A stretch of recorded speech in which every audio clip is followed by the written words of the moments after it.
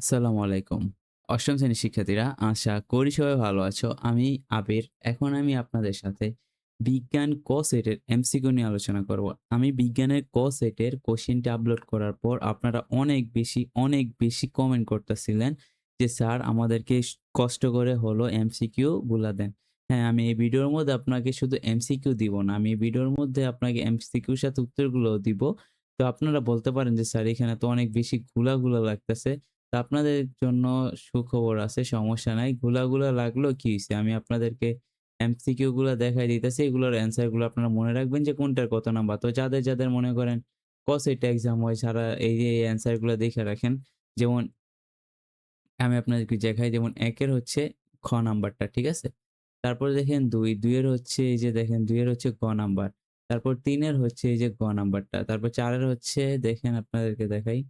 এই দেখেন ৪ এর হচ্ছে এই যে ১ ও ৩ এই যে এইটা কিন্তু ১ ও ৩ লিখা। মানে ১ ও ৩ মানে গ নাম্বারটা হচ্ছে অ্যান্সার।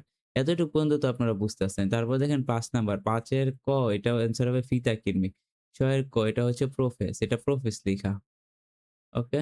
তারপর আসেন পরবর্তীতে যাই আমরা। তারপর দেখেন ৭ এর হচ্ছে গ নাম্বারটা অ্যান্সার। ওকে? তারপর এই যে এই পাশে আসি দেখেন ৮ এর খ, তারপর ৯ এর হচ্ছে ক। এই যে দেখেন ৯ এর এই যে বহুপদী এটার হচ্ছে অ্যান্সার ক। ১ ও ২ বুঝছেন? তো আসেন তো পরবর্তীতে যাই আমরা ১০। ১০ এর অ্যান্সার হবে এই যে খ নাম্বারটা। তারপর ১১ তে আসেন। ১১ এর অ্যান্সার হচ্ছে এই যে ১ ও ৩ মানে এই যে গ নাম্বারটা। বুঝছেন আপনারা? এই যে গ নাম্বারটার অ্যান্সার কি? ১ ও ৩ ওকে? এখন আসে ১২ নাম্বার। সোডিয়াম পরমাণুতে কয়টি নিউটন বিদ্যমান? সোডিয়াম পরমাণুতে যেটা হচ্ছে গ নাম্বারটা। ওকে? তারপর ১৩ নাম্বারটা আসেন। আ ১৩ নাম্বার নিউক্লিয়াসের ভর সংখ্যা এটা কত জানি লিখছে? এটা খ নাম্বারটা হবে অ্যান্সার। এটা আপনারা মনে রাখবেন। তারপর আসেন ১৪ নাম্বারটা। ১৪ এর এই যে সবগুলোই হবে অ্যান্সার।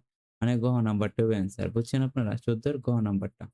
তারপর আসেন পরবর্তীতে এই যে ১৫, ১৫ এর হবে গ্রহ। ঠিক আছে? তো আমি গ্রহ লিখা দেই যে ১৫ নাম্বারের অ্যান্সার হবে কত? গ্রহ নাম্বারটা। ওকে? তারপর ১৬ নাম্বার। ১৬ নম্বর অ্যান্সার হবে খ। এই যে খ নাম্বারটা হবে অ্যান্সার। তারপর ১৭, ১৭ এর হবে খ। ১৭ এর কত হবে? খ। তারপর দেখেন ১৮, ১৮ লেখছে কোনটি যোজনী কোনটি? এটা এই যে নাম্বারটা ২ ও ৪ হবে অ্যান্সার। বুঝছেন? এই যে খ নাম্বারটার মধ্যে ২,৪ লিখা। এটা হবে গিয়ে অ্যান্সার। তারপর পরবর্তীতে আসেন। তারপর ১৯ এর আসেন। ১৯ এর হচ্ছে খ নাম্বারটা। এই যে ১৯ এর খ। তারপর যদি আপনারা ২০ এরটা খেয়াল করেন, যদি ২০ দেখেন, দাঁড়ান আমি ২০ দেখাই আপনাদের। এই যে দেখেন ২০ এর এই যে গ নাম্বারটা, এই যে ২০ এর গ, ২১ এর হচ্ছে ক, ২২ এর হচ্ছে এই যে খ নাম্বারটা, এই যে খ নাম্বার, তার ২৩ এর হচ্ছে যে খ, ঠিক আছে? তো আপনারা যে সুন্দরভাবে বুইঝা নেন। উপরে তো আমি যে পিডিএফটা দিছি এটার মধ্যে তো সুন্দরভাবে বুঝাইতেছে। এই যে ২৪ এর ক, তারপর দেখেন ২৫, ২৫ এর হচ্ছে গ নাম্বারটা। তারপর ২৬, ২৬ এর হচ্ছে যে ক ১ আর ২ যে ১ আর ২ হবে অ্যান্সার। তারপর দেখেন এই যে ২৭, ২৭ এর হবে খ নাম্বারটা, ২৮ এর হবে ক, আর ২৯ এর হচ্ছে খ নাম্বারটা, ৩০ এর হচ্ছে ১, ২, ৩ মানে ৩ ওটা বহুপদী যেহেতু তাহলে এর অ্যান্সার হবে গ নাম্বারটা। ঠিক আছে?